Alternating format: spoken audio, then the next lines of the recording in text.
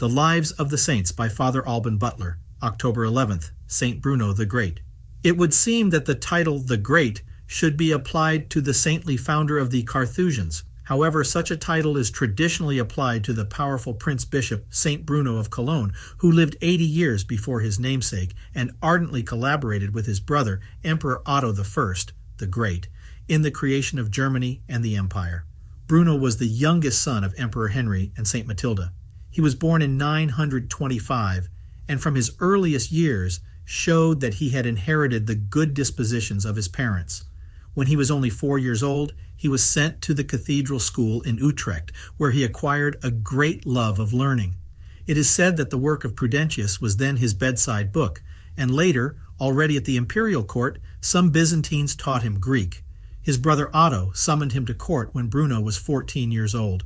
Despite his youth, he soon rose to positions of importance. In 940, he was appointed confidential secretary to the emperor. Soon after, he was ordained deacon and received as benefices the abbeys of Lorsch and Corvey. Although it was forbidden to receive multiple benefices, in this case it worked out well, as the saint reformed both abbeys. St. Bruno received priestly ordination at the age of 25. He immediately went on to Italy with his brother Otto, acting as his chancellor, and used his great influence to realize the imperial desire for union between church and state. But the saint had not yet reached the peak of his brilliant career. Indeed, in 953, the see of Cologne became vacant, and Otto appointed him archbishop of that city. During the 12 years in which he held that office, St. Bruno played a very important role in imperial politics, which was intimately linked to ecclesiastical affairs without ever neglecting his religious and pastoral duties. Of course, his life was an example of piety and goodness. Moreover, St. Bruno kept the ambitions of the clergy and nobles at bay by frequent visits. To maintain the spiritual level of his archdiocese, he made use above all of the diffusion of sound doctrine and the monastic spirit.